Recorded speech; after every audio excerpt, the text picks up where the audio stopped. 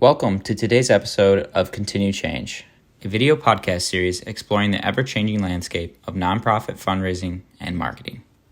So, my name is Tim Haynes, and I am so excited today to kick off our Continue Change series focused on supporting nonprofits, specifically fund developers and marketers at those organizations in a COVID and post-COVID world. So we have the pleasure today of having with us Rachel Mills, who has, I think, a really unique voice in that she understands the human side of the donor conversation.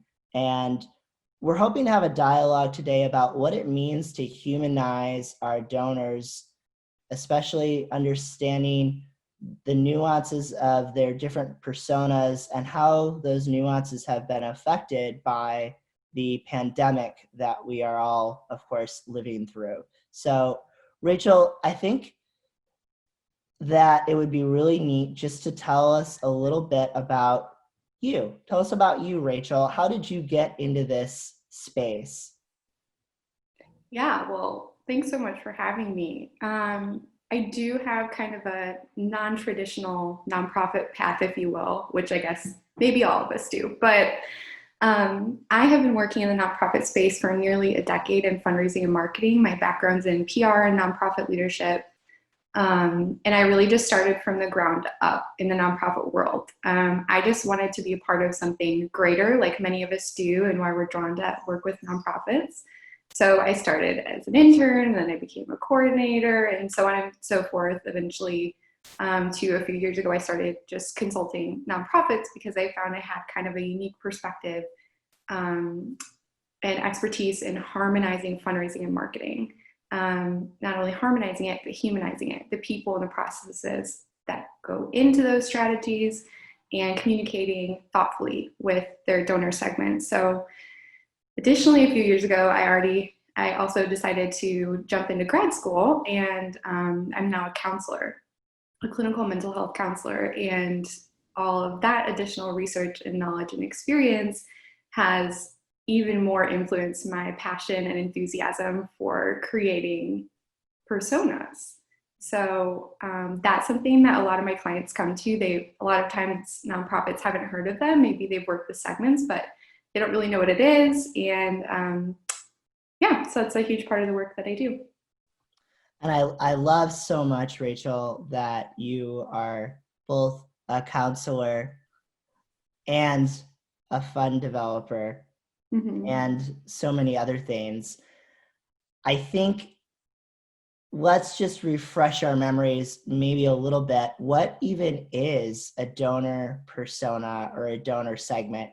I know that I throw these phrases around quite frequently. And I think sometimes I'm not even sure I know what they mean. What are they? For sure. So a persona, it depends on who you ask and how old school or new school they are, and what industry you're talking. So in the business world, most people have at least heard the word thrown around, maybe client persona, customer persona, buyer persona, marketer. That's why we call them personas, because there's so many different perspectives of what a persona is. But for nonprofits, we usually call these segments. So like you said, donor segments, donor groups, campaign groups. We usually don't use the word persona, and I can kind of break down the difference between the two, but ultimately, regardless of your industry, I view personas as human core groups of your ideal people, your ideal client, customer, donor, whatever it is, humanizing, personifying who the people really are, not just the demographics or the data or their behavior, but their personality, their lifestyle. And so that's a huge difference between donor segments and donor personas, is that personas is more about the broader life experience of the donor. So like their values, their interests, a day in the life. Whereas donor segments usually are defined by just strictly by the data. So for example, you have donor tiers, like major donors, mid-sized donors. A lot of nonprofits have those, or groups. These are our volunteers or alumni. And it's really focused on, donor segments are focused on how they relate to your nonprofit. So it's really, really specific, and it's extremely data driven. Not all nonprofits use these, but many do for like email segments, for example. That's pretty common, but that's usually as far as it goes. The world of donor personas is so much more exciting because it's about every single channel of communication you're using and the world in which they interact with them in general and how you fit into that. So it's more about you stepping into their world and understanding who they are and what drives them rather than them and why they came into your nonprofit's world. So it's working from like a fundamentally different perspective, if that makes sense. So often we want to pull people in, I think, as marketers or fund developers. We want to pull our donors into our world. And I love this idea of thinking through what it looks like to step into their world and to spend some time in their shoes. And instead of just kind of asking for, X, Y, and Z, really coming to understand who they are and what their needs are as well. It's so much more relational. And I think that that's one of the many things that attracts me to it. So tell us a little bit about how you see personas being impacted by COVID. Give us maybe just a quick example of what that could even look like. Okay, yeah, I love this question because you can see it even more loudly who's doing it and who's not. So I would say, in the biggest way that I'm seeing that is you're seeing a lot of tone deaf messages, a lot of emails, social media posts, new website pages that are just completely irrelevant and speaking over and through different personas that nonprofits have. So do you want me to screen share or you want me to describe an example? Do it. We are technologists here, Rachel. This is so high tech. Let's do some screen sharing. Awesome. Okay, so I will share, I have a few really good ones. So Pencils of Promise, many are familiar with the work that they do. And here's what I love. When you get to their homepage and get towards the bottom, they have this community segment. And you can almost look at these as a 101 of a donor persona. So we have, let's say, caregiver Courtney. She's right there. Everyone has a promise. So you have what, like, vision or interest or value or motivation Courtney has. And then there's Eric. He's holding up the pencil. He probably, I don't know, what's that communicating? Do you think? I value education. Yeah, I value education. I'm a young millennial who cares about this mission, and I'm a dude that cares about this. So you can almost look at each one of these different campaigns as what they're trying to do is create their ideal donor personas. So these are 3 different people who are probably motivated by 3 different things, but they're all just right here. And it gives examples of how they want to interact with the nonprofit. So the first one, running, biking, selling lemonade, that means that she's a team fundraiser. So someone who's interested in interacting and fundraising that way is going to click that one, and so on. So I think this is a good example of what does it look like to give examples of it sounds well. So I didn't pull up any examples of who's not doing it well, but there are so many. And I don't think anyone needs an example from me because we're all getting them in our inboxes, you know? Yeah, we're all getting bombarded with them constantly. And of course not allowed probably to pull them up on a recorded screen, but we can envision them. I love this example here you've given with Pencils of Promise, and thinking of these 3 different individuals as 3 people who have different motivations, different interests, and different desires for specifically what their involvement might look like within this organization's mission. I'm imagining already emails from Eric that look very different from those that we might send to Courtney's group and so forth. Is that kind of the end result of personas, or what other nuances are there when it comes to the execution of a persona, or is that jumping ahead? Well, no, I like where you're headed, because it's like, that's great. You create it, you crafted the right message, the right platform, the right time. But I think the end goal, a lot of nonprofits limit themselves just by the dollar signs. And that's so tempting, and it's so easy to do, to say, the end goal is always a donation. Well, I think the end goal can be bigger. I think we can think bigger than that. Just meaning, like Pencils of Promise, again, is a good example. When you become a donor, or even just sign up for the newsletter, the first message you'll get is, welcome to the POP family. They're already inviting you into a bigger, more inspiring story. They're saying, you are welcome. You're a part of this community. You matter. You make a difference.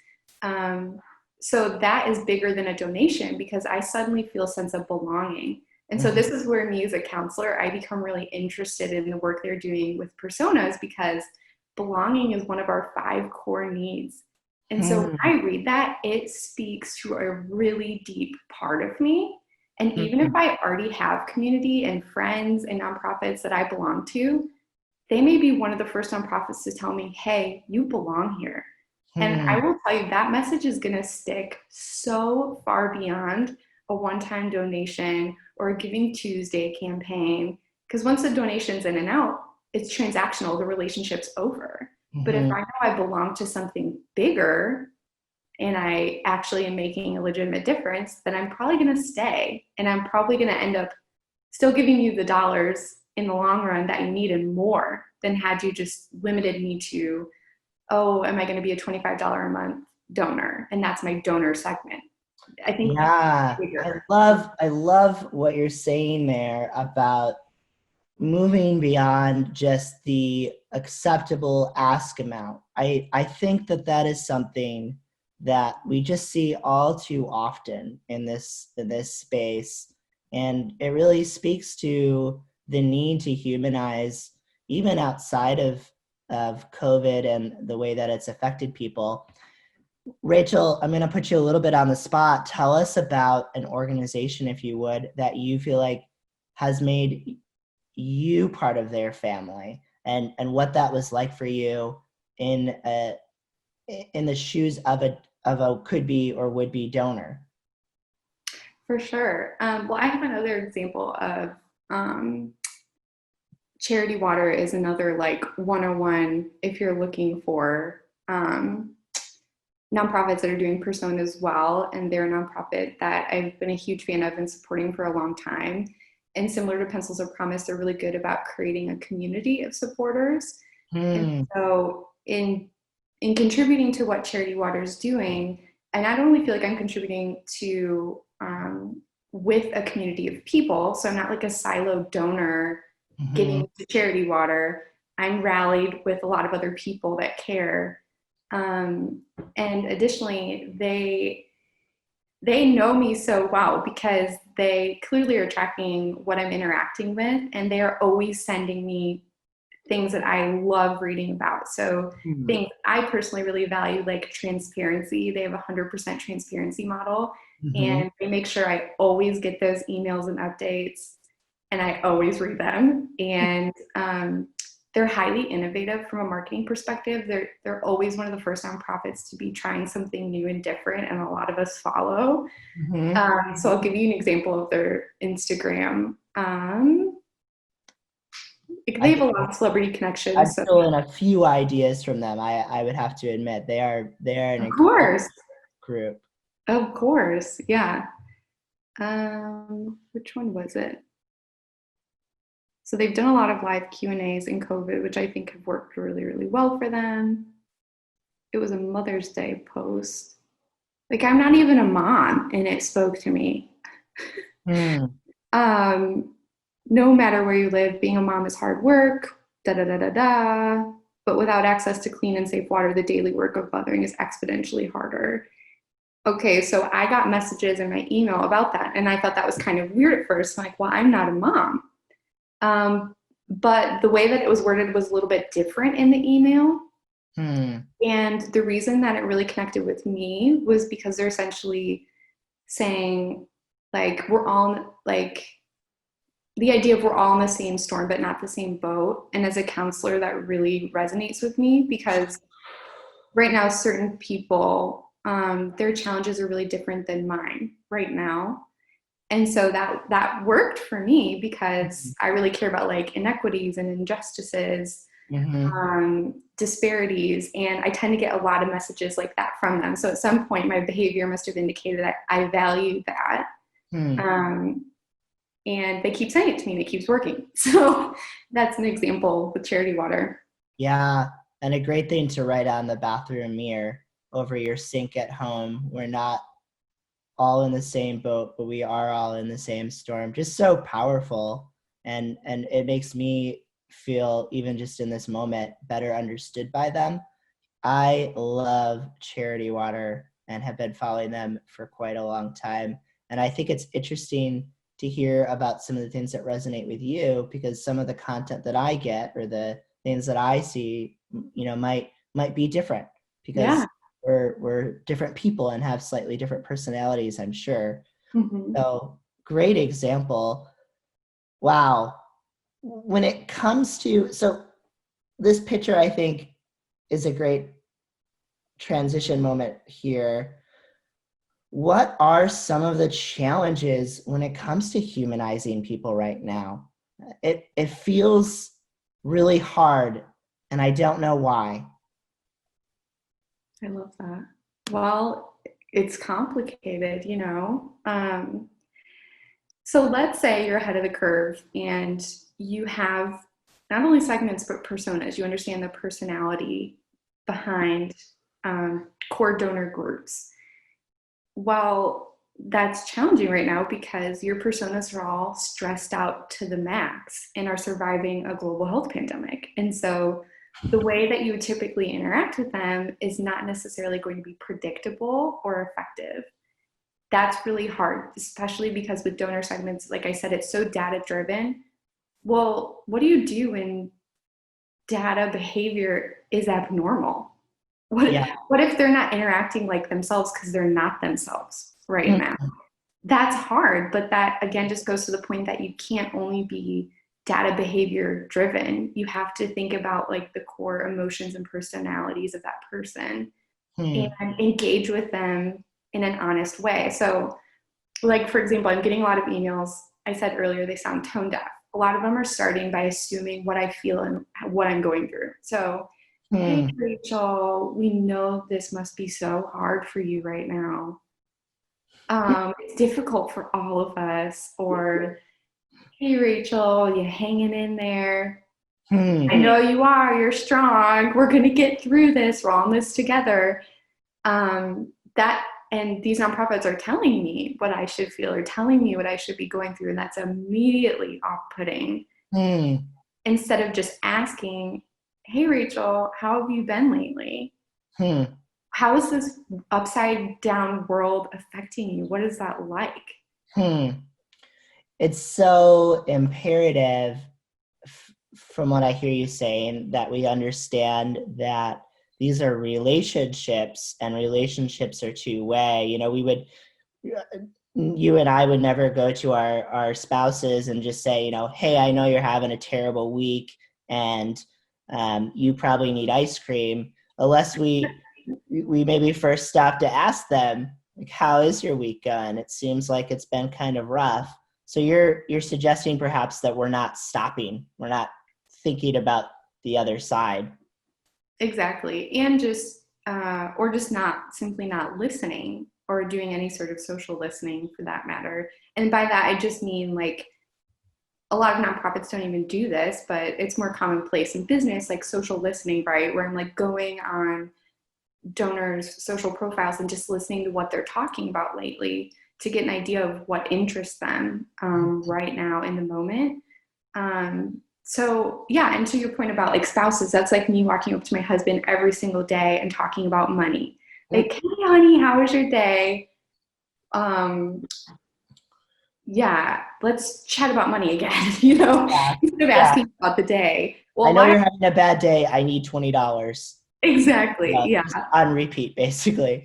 Yeah, it's Exactly. so funny when you put it that way because it seems so obvious. Does it impact, do you think, the return on investment conversation if we take a moment and humanize by listening first and then responding? Oh, definitely, because then you're going to make a smarter ask. Absolutely. Yeah, and it's so strange because part of being tone deaf right now is I think like everyone is suddenly doing emergency funding and it's Mhm. just berating ask after ask after ask after ask. And that's what I mean by asking my husband every day. It's like asking about money every single conversation. Well, we would probably end up in marriage counseling like so many people do, Yeah, yeah, financial issues. It yeah. creates a rift in the relationship because there's no connection. It's just transactional. Hmm. Hmm. So that word connection, that requires some energy from both sides. Yeah, exactly. And I'm thinking about the nonprofit fund developers, marketers, communication leaders, as they're in their home office and they have to craft a message. How do they balance, Rachel, the desire to connect and be personalized and humanize their messages? How do they balance that with the fact that some of them are also feeling, you know, overwhelmed perhaps, or, they're working 67-hour weeks and they just want to get it out there? How do you live in that tension? I think that's a perfect word is tension. So many nonprofits just simply won't stop, take a breath, and acknowledge the tension. I see so many nonprofits when I connect with them that are just running at all cylinders nonstop. And I'm the first person to ask them that week, how are you really doing? Hmm. How is your team really doing? Hmm. And I don't know. I haven't thought about it. No one's asked me. And I think it's so important to slow down enough to know how you are doing to Hmm. make sure that the content that you're producing is the highest possible quality that it can be. And if anything, I would say walking that tension, slowing down, Hmm. being honest with yourself and your team about where you're at and what you're producing, Hmm. and actual levels of engagement and connection with donors, not just, again, the transaction of did we get enough donations? Did we get enough clicks? It's got to be bigger than that. It's got to be more than that in terms of connecting and saying, like, are we really connected with our people right now? Are we really engaged with them? Do we really understand their world right now? And if we Hmm. don't, we need to step back and breathe and brainstorm and create things that are really thoughtful and meaningful and actually contributing to this person's feed or wherever you're trying to communicate.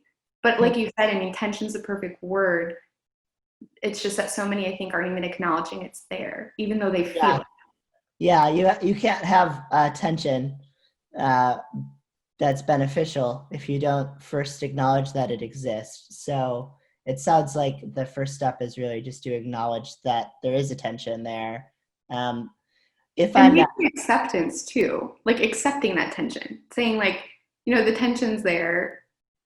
Okay, I accept that the tension's there and hmm, keep going and recognize, like, you can't control, like, when everything is going to be normal or is it normal? I don't know. You can't control any of that. You can't control how your donors are going to behave when they're stressed out. And just accepting that and learning from that and growing from that, I think would produce so much more for mhm. nonprofits than trying to like fight it and act like it's not there and just keep producing, producing, producing, because that eventually just leads to burnout and bad content. Yeah, yeah, and I really like that you're connecting this idea of burnout to bad content and ultimately bad communication or conversation. I wonder how that looks on the phone, because I know that there's an element of picking up the phone, or maybe doing Zoom with your donors if you're a fund developer right now, since you can't always see them in person. What does it look like when you're burned out? Like, how does it affect those conversations, do you think? Yeah, I mean, I think if you're burnout, you're not going to be able to fully be present with your donors and just genuinely connect with them. So not like going by the script, but really, really being there with them and understanding them, I think makes a huge difference. And additionally, if you're burnt out, you're probably not connected with how you're really doing. And it's so effective to be the first to go first. What I mean by that is, like, when you're on the phone or on a Zoom call with a donor, it's really important that you, going back to humanizing and personas, that you go first, that you make it a safe space for your donors to just be a real human with them. And when they ask you how you're doing, don't lie. Tell them how you're really doing. Say, you know what? I'm so scared right now. Or Yeah, I'm like obsessively watching the news and I'm exhausted. How are yeah, you handling that? Just being real with donors, I think it's going to be hard to do that when you're burnt out and you're not really connected with how you're actually thinking and feeling lately. yeah. Vulnerability comes from a place of health and Exactly. of energy. So you can't extend vulnerability to a donor if you're not healthy and if you don't have positive, energy amounts in your Exactly. body. Do you think, Rachel, so, we talked at the beginning about your unique experience as both a counselor and a nonprofit professional in this space. Bringing it a little bit full circle, do you think that there are some, and I don't want to make it into a full counseling session, right? We are marketers and fundraisers, and that is what we're trying to accomplish in life. But I'm curious, are there individuals who should just be stepping back and saying, hey, this isn't the right time for me to be in charge of marketing, or the right time for me to be in charge of fundraising? What do you think? I mean, that would be pretty radical. I think that it's not commonplace at all. A lot of nonprofit mentality is like, we are tough, we are strong, we are resilient, we don't stop, we don't quit, we're dependable. A lot of that, like, pick myself up from the bootstraps kind of mentality. I think we fear and think that our donors expect us to be that strong all the time. And it can be incredibly scary to say, I feel weak, I feel tired, I need to reconnect, refocus, re-energize to be the best I can be for my team and for my donors. I think that would be an incredibly courageous decision if somebody felt like they needed to make that and had the permission to do that with their team, even if it's just a day off. Yeah. Reset. It doesn't Yeah. need to be anything too dramatic. It could be a day or a long weekend or whatever you need to just retreat and get refocused.